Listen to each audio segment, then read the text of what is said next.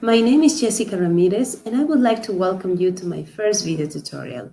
For being such a memorable occasion, I've decided to prepare for you reading comprehension activities along with the storytelling of one of my favorite books. To give you a clue which book it is, I will let you know who is the author of this book. His name is Silverstein. Now, do you know which book it is? I'm sure you do because this is a classic. The book's name is The Giving Tree. In this video tutorial, you will find three parts. Part number 1 will start with giving you suggested activities of pre-reading questions that you may ask your students, along with vocabulary activators. After that, you will find me telling the story with what I consider will be an appropriate intonation and pronunciation, so the story will be much more realistic. After that, you will find post-reading activities in which you will see suggested activities for you to work with the students. The target audience that will listen to this story probably is students between the ages of 7 to 10, 11 years old. But that doesn't mean that you cannot work with older students. Well, let's get started. First of all, let's start with pre-teaching vocabulary. The vocabulary that you will see in the book will revolve around these main chunks of words. For example, you have a boy, tree, tree trunk, to give, happy, and sad. You could add many other words. That's depending on your audience and on you. But along with this, you could do, for example, a matching activity. You could show pictures first, and then the students could actually describe you the picture and tell you what is the picture about. So I have chosen some pictures like that. So that will be a boy, right? That one will be happy. That one will be a tree trunk, sad, and give or to give. Then you could also ask the students to describe the picture in the cover of the book. And doing that, you could ask them the following questions. How would you describe the boy? How would you describe the tree? How are the boy and the tree different? Let's have in mind that it depends on the level of your students that they will answer from just isolated words to more complex sentences and structures. So we have to have that in mind, right? Also, remember that you should not stop students from telling you, even if they are telling you it partly or partially in Spanish. If you give them the confidence to make mistakes in your classroom, they will feel even much more eager to talk in your class. And that's the main point, that they will produce in class. At the beginning, the level of their understanding, especially in basic levels, will imply that they will use probably Spanish, if it's not in the whole answer, in part of the answer. And that's not totally wrong. You can guide these students to use the words that you want them, but you shouldn't correct them at the moment that they are speaking. Also, you can ask students to work in pairs and predict what is the story about only by looking at the cover of the book or by looking at the picture. So how is this going to help you? It's going to help you to, number 1, diagnose what is the language that they are managing at the moment before reading the book. Number 2, like we did in the vocabulary, to spot what is the vocabulary that they need to know in order to understand the story. Remember, the story you're gonna see the letters, they're gonna read along while they are listening, but still they need to have a better idea, so they will be much more engaged. Now, Let's start with storytelling. The Giving Tree by Shel Silverstein.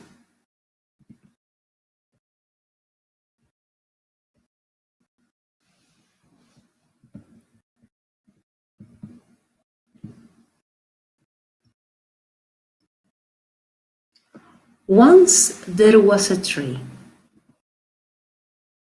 and she loved a little boy. And every day the boy would come,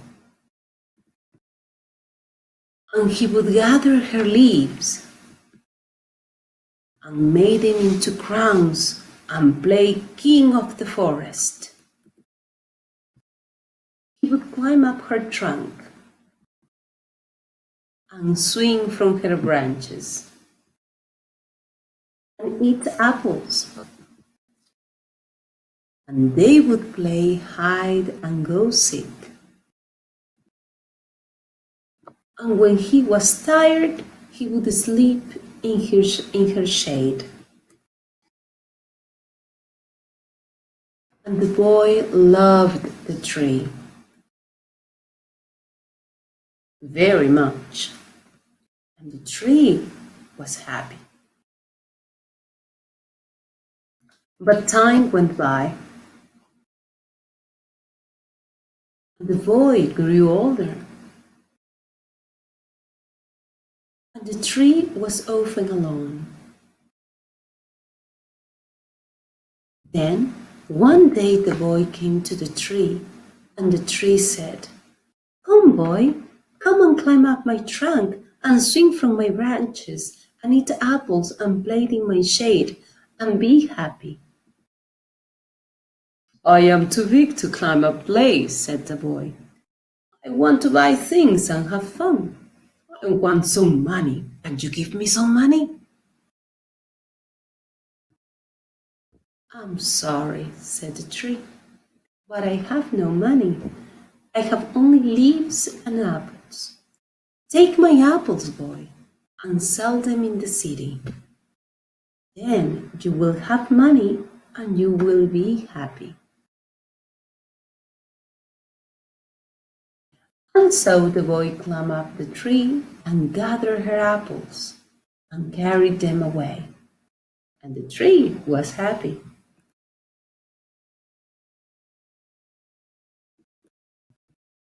But the boy stayed away for a long time, and the tree was sad. And then one day the boy came back, and the tree shook with joy, and she said, "Come, boy, climb up my trunk and swing from my branches and be happy." "I am too busy to climb trees," said the boy. "I want a house to keep me warm," he said. "I want a wife and I want children, so I need a house. Can you give me a house?" "I have no house," said the tree. "The forest is my house. But you may cut off my branches and build a house.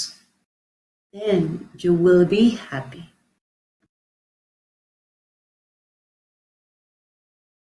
And so the boy cut off her branches and carried them away to build his house. And the tree was happy.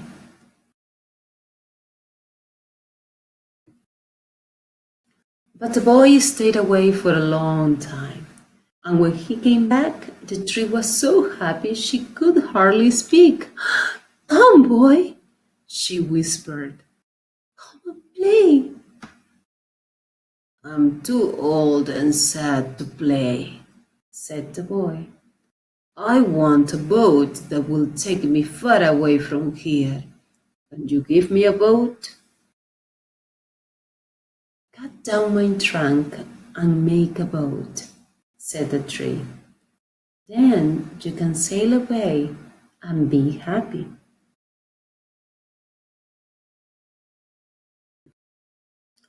And so the boy cut down her trunk and made a boat and sailed away. And the tree was happy, but not really. And after a long time, the boy came back again. I am sorry, boy, said the tree, but I have nothing left to give you. My apples are gone. My teeth are too weak for apples, said the boy. My branches are gone, said the tree. You cannot swing on them. I am too old to swing on branches, said the boy. My trunk is gone, said the tree. You cannot climb. I am too tired to climb, said the boy.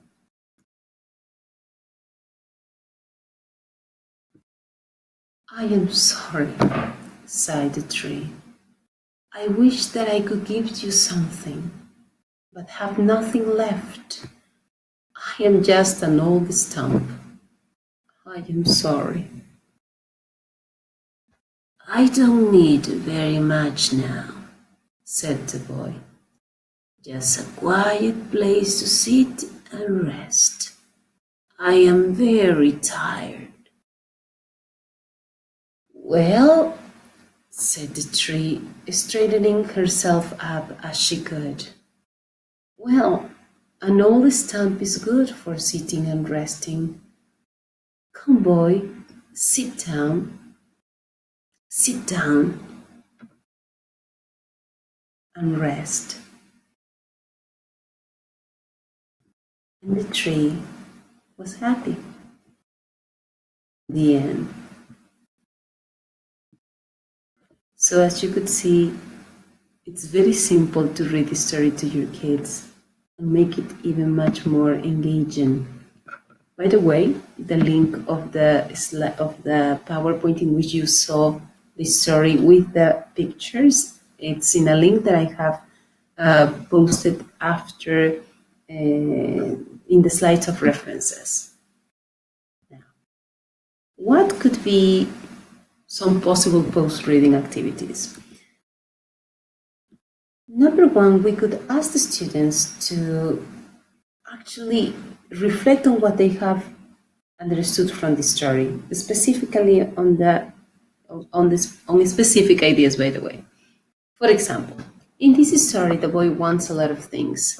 Make a list of the gifts the boy gets from the tree. Then describe the impact those gifts have on the tree. So it's important, this is especially when they describe the impact of those gifts on the tree, because they will reflect not only about how much they have understood of the story, but also they will think about what was the feeling of the tree. How does it feel, not only about losing, for example, parts of its trunk and branches, etc., but they will relate to the feelings of, giving so much and somebody taking it so much as well, and appreciate that. Also, you can ask them to retell the story. It says, think about the three changes in the giving tree. What did she look like in the beginning, the middle, and at the end of the story? Draw a picture of her in apples. Actually, they could work this individually or in pairs and then share it with the class. And that would be a nice presentation. Now, what other activities you could do after class? Number one, you could ask the students to create a comic of the story and give it a different and creative ending. Perhaps they don't want the tree to be just stump. It could be other things, right? Perhaps the boy will not go for so long time. Also, you can ask them to search information on the web about the author's biography. You could do this after class, or you could do it even before the session. So the student will have a solid background of who is the author, and perhaps bring that information of something that they have interested, and talk about perhaps their own favorite authors. Also, you can ask the students to write an imaginary letter to the author telling him about their impressions of the story.